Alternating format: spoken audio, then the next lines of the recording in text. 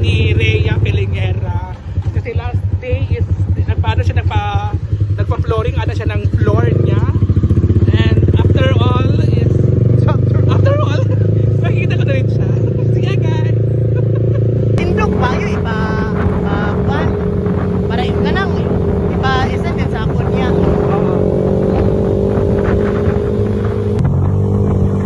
So ayan na guys. Ayan pa si Brenda. O na yun. Ako na ako. Dito natin sa taas. Ako na lang niya. So nauna sila Brenda sa pagpunta. So yung iba na sa likod. Dito pala la Rhea. Yeah. Wala din siya. Dito na pala ila Rhea. Hindi ako munong na So dito na pala tayo. Ay pa. Ito pala yung bahay ni Rhea.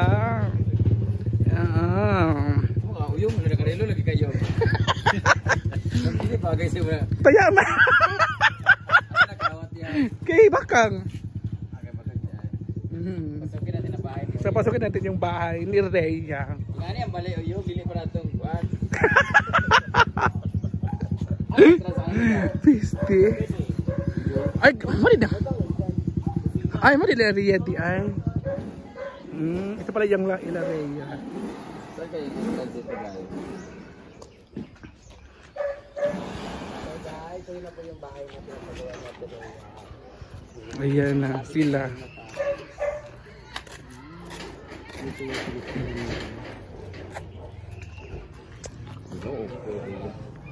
Ano sa kang? Ano sa tagad ko daanin na yun? Ay wala di gikuan di palahos. Bawal bang good?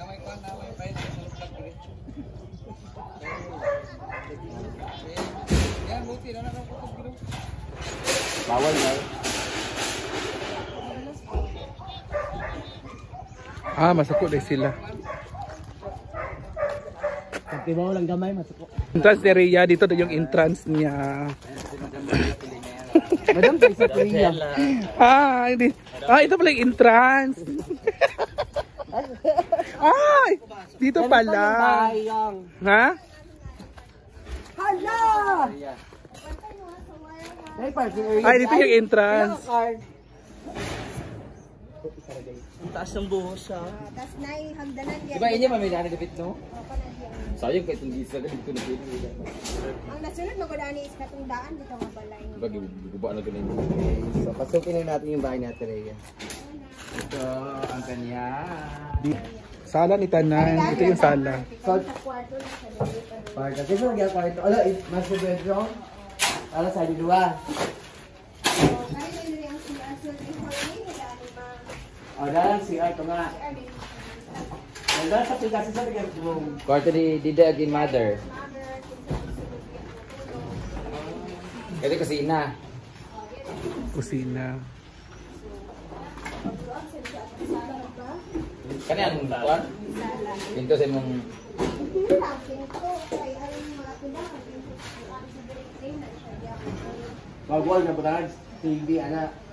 Pinilin natin ito sa TV. Gulan na po siya guys. Hindi ko may ang kwarto sa mga Iba lang yan. diba? Ayan ako sila. Dili sila magpasag, dili sila magpakon dito tayo. Oh. Bayot. Isa si Rian ay cross sa taas. Pero mas log yung kusina. Dapat yun, Bayot naman yung kuan dia. Ay, katong kwan barbar. Gato siya? Tama yung kuan, yung dining table.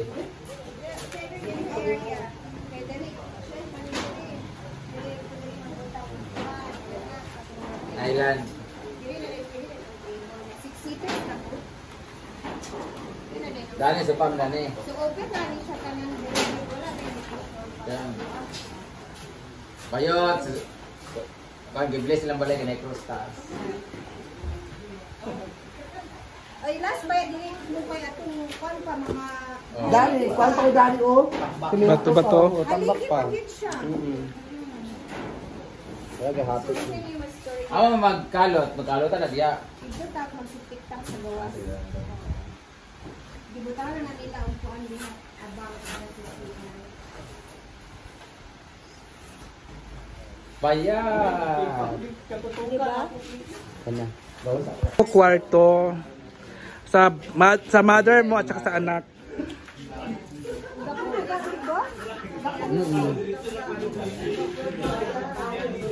Kasi nagbantay diri yang.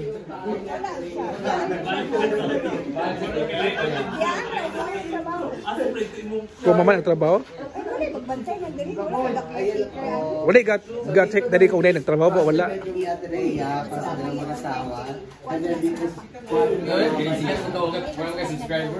Wala sila snack.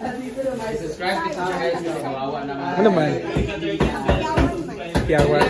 subscriber? 135. So asang CR daan ni? Yan ang CR. Ang kwarto ninyo.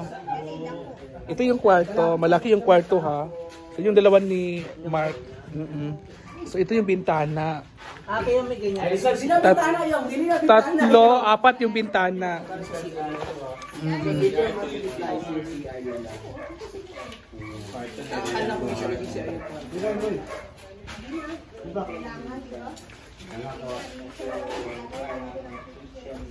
Ay, ka lang. Ito ay ninyo. Dirty kitchen. Dirty po kayo.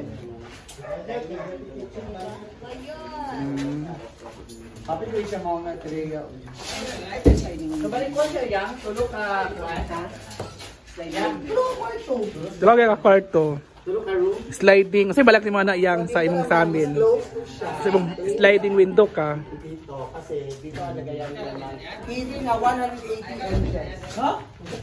Sarili na lang yung... Kamusta kayo mo siya nirapan? Pala to sa harap ng bahay nila Ria. Yan po yung parking area daw.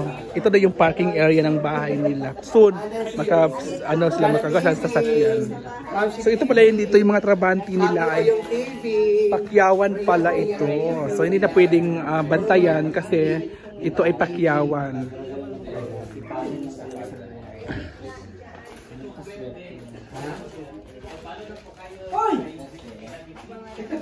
Hello guys.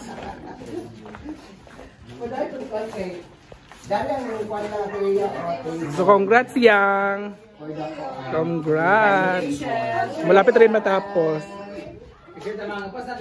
Hello everyone. So ngayon andito tayo ngayon, kasama ko ngayon si Rhea Pelengera, di ba? Yes. Nakita natin yung bahay niya doon na nakatayo na, and once again congratulations kay Rhea kasi nga may flooring na yung bahay niya. Nakaban ako sa mga tanong niyo. So ang tanong ko lang naman is kumusta pala yung mo ngayon, yung income mo?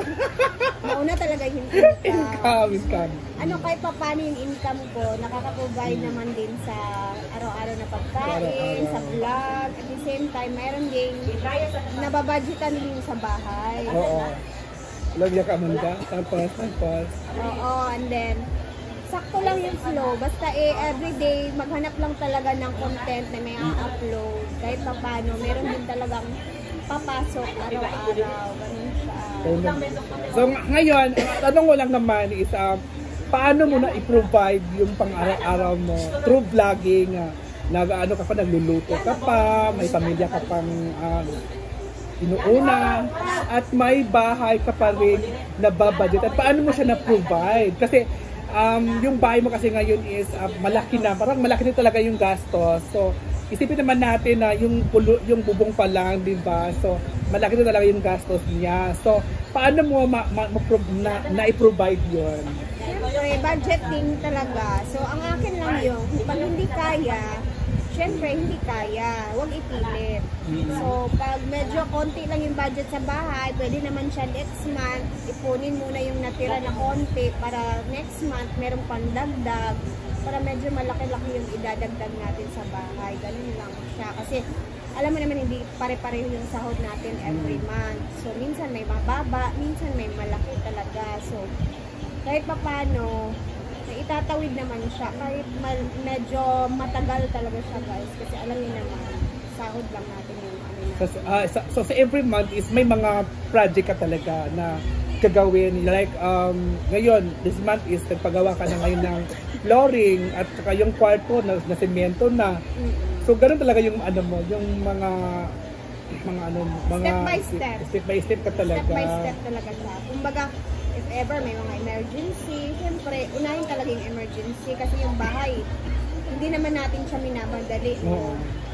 So, meron pa naman kaming bahay na inuuwian. Talaga yun. Kumbaga, pag may budget, gora. Pag hindi kaya, iipon muna. Tapos, tsaka na next month, pag medyo meron na naman tayong idadagdag, ganun lang siya kasi. So yung lupa na yun sa puputukan, bakit doon mo na isipan bumili ng lupa? At anong year ka nakabili ng lupa? Year 2017 or 18. 2017? Oo, 2017. Kasi ang alam ko, buhay pa wala na si Papa, so ilagay ko mga 2018. Wala na si Papa nung panahon na yun. 2018 kasi si Papa namatay. So, wala pang taon nung namatay si Papa, nabili na yung lupa na yun. Kay Mark naman yun na lupa. Yun yung pinaghirapan niya sa trabaho niya abroad. Before. Yun yung pinaghirapan ni Mark before sa abroad. At ngayon, bakit mo naisipan na magpagawa na ng bahay? Kasi nga, di ba, sabi nga nila, pag nagpagawa ka daw ng bahay, kailangan meron ka ng ipon. Sabi ko, hindi kaya, hindi talaga kaya yung ipunin yung pera kasi nadudukot mo siya. So, habang meron tayong sinasahod na medyo kaya naman siya na paunti-untiin yung bahay, yun yung ginawa namin. Kasi kung aantayin natin yung milyones na darating sa buhay natin, parang hindi na yun mangyayari. So, kaya pinush namin ni Mark na dalawa talaga kayo nag-usap din na i-push na natin ito kasi, syempre, kasi tumatanda na yung anak natin. Anong grade ni Diday ngayon? Grade 2. Grade 2 na si Diday. So kailangan may project tayo every month na i-provide. Kahit maubos yung pera or sahod every month, at least meron ka na nakitang mabubong, may poste, meron ng flooring, di ba? Oo, meron na. So, siguro kung hindi namin ginawa yun ni Habi, nga pa din kami. Nga pa rin. Wala kami nakitang bahay na nakatayo. So, kaya nga, sobrang like na sa akin din, nung dati, di ba, ilang taon ko rin yan, sa'yo before, before, ka ng bahay. 1 year mahigit, magto 2 years na rin siya. Yes. Yung bahay ko before, tapos ngayon, hindi ko nakakalain na nakapagpunda ako ng bahay. Tanong ko sa'yo, inabot ng ilang months yung bahay mo noon or years ba? Aabot siya yata aabot siya ng 2 years, parang mga 3 months na lang siguro para mag 2 diba? years. So kaya din natin kasi nakaya nilagay. So sa'yo, ilang months na sa'yo? Sa akin kasi nagsimula noong January this year, 2025. So mag-iisang taon siya next year. So nasa ano pa tayo? January, February, March, April, May, June, July, August, September, October. 9 months na. 9 months ka na. Pero alam mo yun, hindi naman talaga siya sa isang buwan na nagpagawa ka. As in buong araw na 30 days na may trabaho. Usually, nasa 2 weeks lang yung pinakabatagal every month. Hindi pa siya every month ha, kasi may mga months na nakatenga siya 2 days, ay 2 months, so walang trabaho. Another month na naman yung trabaho. Depende talaga sa ipon. So, at least kahit pa Oo, at least paano na. At least ngayon, kahit pa nakita namin kahapon, nakatayo na talaga, may kwarto na. Papunta na tayo sa kwarto. Ilang sala pa yung malaki pa yung sala na gagawin mo? Sakto lang yung sala kasi alam ko maraming friends, no? Marami tayo. So, kailangan magkasya tayo dun sa sala kasi dun tayo mag-iingay. Pero mag-iingay, doon tayo mag-inuman talaga. Inuman. So sa next project mo, di ba nagpagawa ngayon ng kwarto? So, anong next project mo ulit? Excuse me. Next project is basta hanggang sa division lang sila matapos nila yung mga hollow blocks filing.